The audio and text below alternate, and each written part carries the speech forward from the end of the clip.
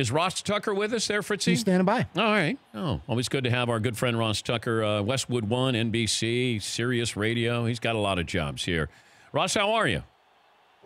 Dan, I'm good. I heard the other day that I thought the Uber driver was going to maybe take you down and I could get a chance to host the show more. Yeah, it's not very often you get into a cab and the Uber driver goes, "You smell good tonight. You smell like meat."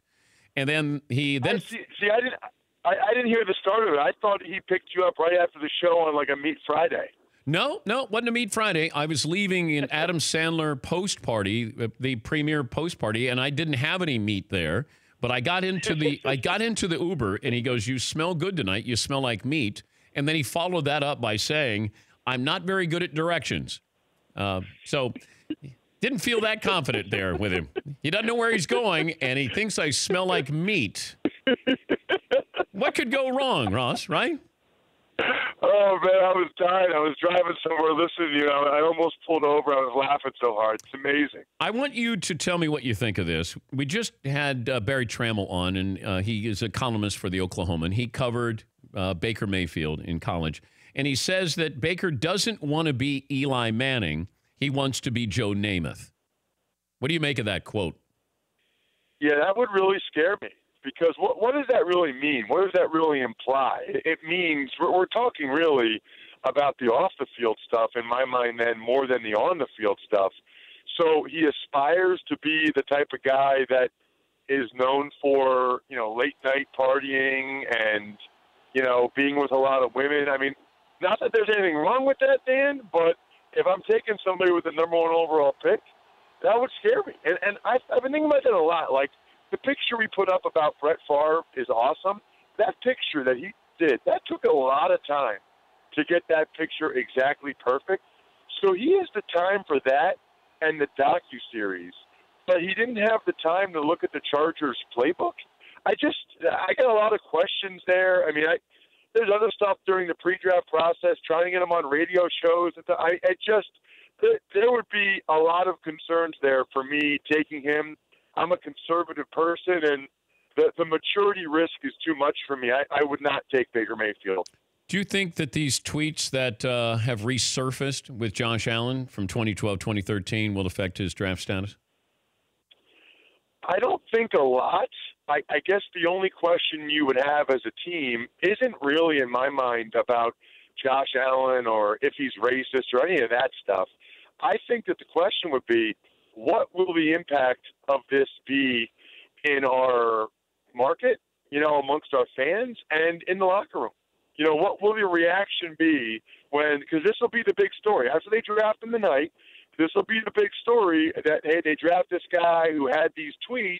And so you immediately have some percentage of your fan base that already is skeptical of the guy just starting out. So if it's tied between Josh Allen and Josh Rosen on your board, or Josh Allen and Sam Darnold, is that a little tiny thing that can tip it in your favor or against Josh Allen?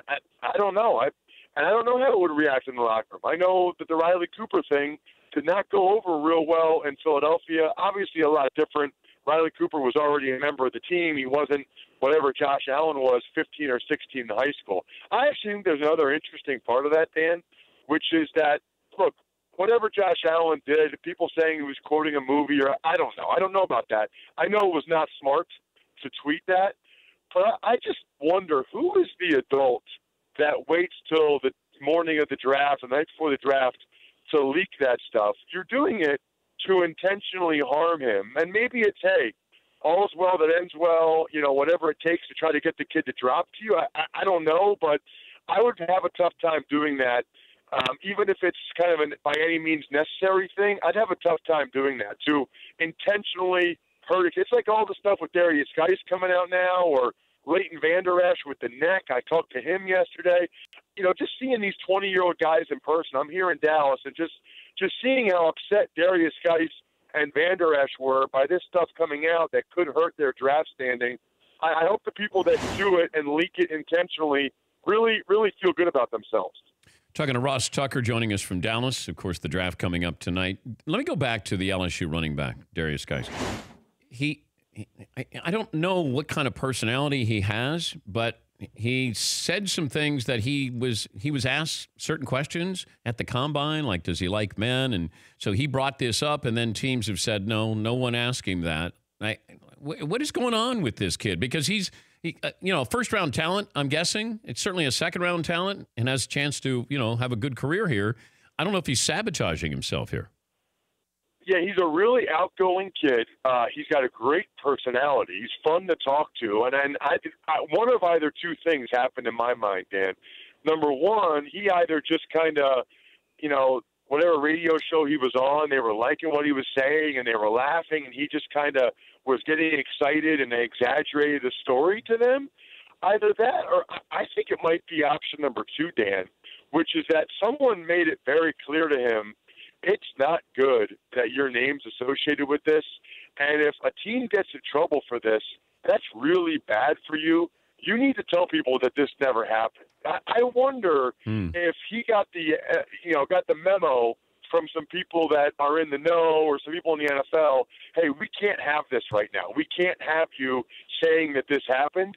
This will be real bad for you. You need to just tell NFL security when they call you that you were just exaggerating and it didn't really happen. Because, why would he make that up, Dan? I mean, that's a strange thing to just say or just to make up on a radio show. Like, who would do that? Yeah, I was trying to figure that out. If he was just trying to be funny and, be a little colorful there, and then all of a sudden somebody says, well, wait a minute, was that true? I don't know. I'm not sure how to answer this. And then it just felt like, you don't want to be labeled as a snitch here. And, maybe if he gets drafted, then guys are going to think that, or management's going to think he's going to tell, or players think he's going to tell something. So I don't know. I just was sort of fascinated by that. Did want to ask you this. If you're the Browns with the number one pick, you do what? Oh, I take Sam Darnold, and it's not even close. Okay. I think he's clearly the best quarterback, Dan. I mean, I met him at the U.S. Army Bowl for NBC 3 years ago, was incredibly impressed by him on a bunch of different levels, and I'm risk-averse, Dan. The Baker Mayfield maturity concerns, I don't want that. I don't want the Josh Allen accuracy, and also he's slow to process information when you watch him on tape. And then you get to Josh Rosen. He's got the most risk in my mind. I mean, number one, he had 2 concussions last year. We're talking about a guy whose mom went to Prince and dad went to Penn. That would concern me. If he gets a 3rd concussion in less than a year, I don't know if I'd keep playing if I got 3 concussions in less than a year, let alone his coach has made it very clear that football is not always his priority, his college coach.